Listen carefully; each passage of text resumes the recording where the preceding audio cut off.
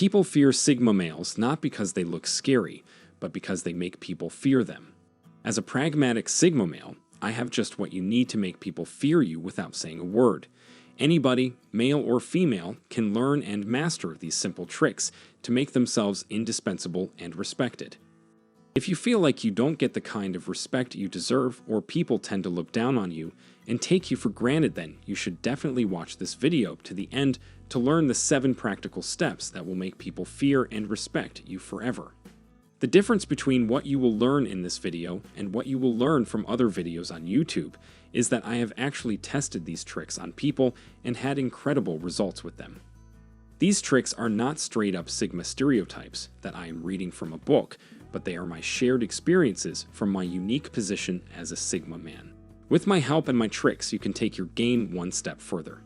My tricks will make you very elusive and difficult to read, a master of mind games and the Oracle of Doubts. He who can plant doubts in people's minds is capable of making the very people fear him or her. That said, let's jump into the tricks, some of which you already know. 1. Eye contact. Maintaining eye contact is the hardest trick of all. Looking at someone to the point where you can tell the color of their eyeballs can be very intimidating and uncomfortable even to you, especially at the beginning. What I noticed when I started looking at strangers for a little longer than usual was that each time I did, the person impulsively greeted me first as I approached them.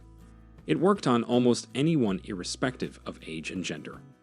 As time went on, and I kept looking at strangers in their eyes, I came to the realization that each time I did look at someone directly in their eyes, they felt uncomfortable.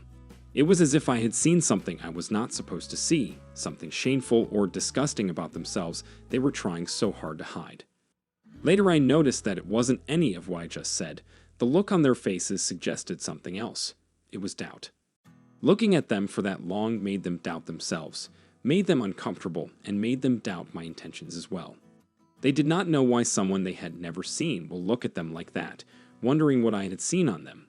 But it was the doubt I had planted in their minds that made them uncomfortable and intimidated. For you to successfully pull this trick off, you must not blink or be the first to look away. Looking away is a giveaway sign that you feel uncomfortable and probably intimidated. The Sigma man can scare the hell out of anyone just by looking at them. Maintaining eye contact can be used as conversation starters with people you are familiar with, especially women. It works on men too. Women are very sensitive and they feel uncomfortable when someone stares at them. If you are a shy person, you can stare in a not so intimidating manner to cause the other person to ask what, or why are you looking at me like that? To get away with staring easily, as in my case, use it on acquaintances, dates, friends, and coworkers. 2. Body language. If you do a quick research on what percentage of communication is nonverbal, you will run into the same number, 93%, meaning only 7% of communication is verbal.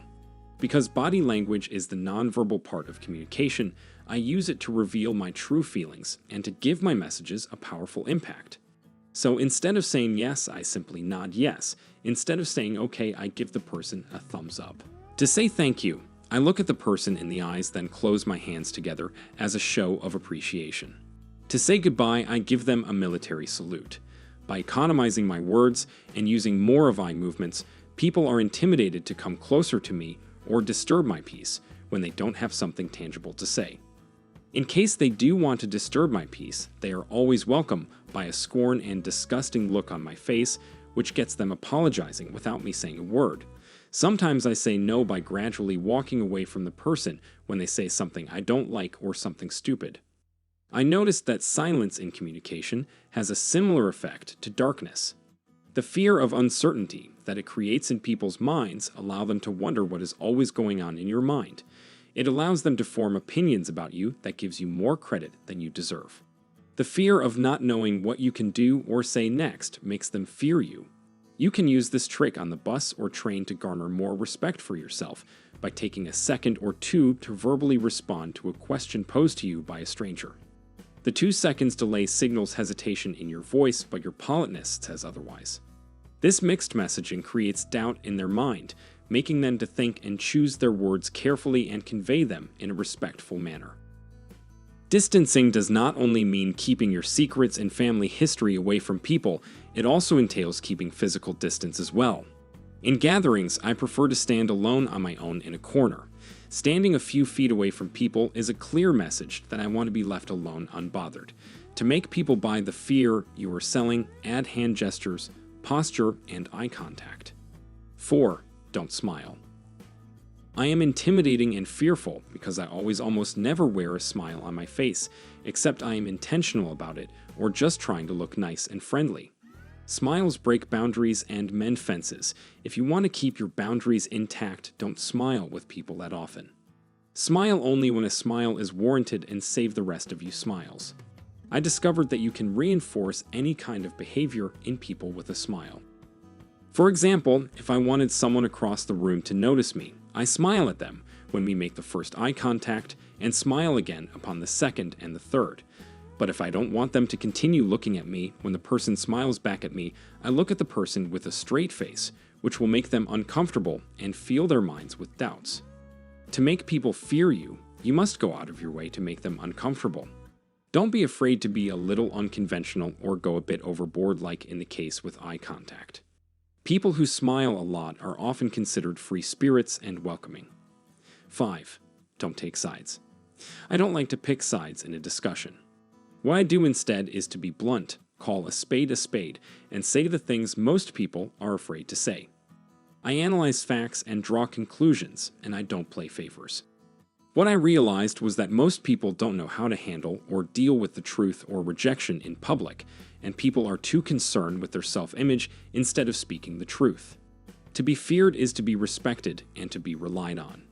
By not taking sides, people respect your opinion and rely on you when things get tougher to intervene.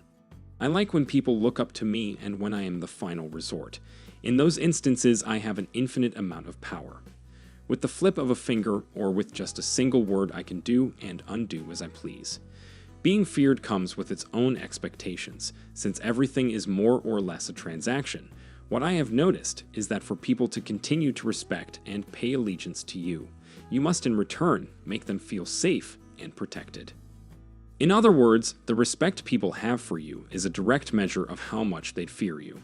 To set yourself up for respect, like I do, plant doubts in people's minds, use non-verbal communication to make your point, stay on your lane, talk less, and maintain long moment of silence, be a man or woman of few words, distance yourself, and don't pick sides in arguments. If you are a Sigma male or female, or someone trying to understand how I am living up to my full potential as a Sigma male, then watch the video on your screen.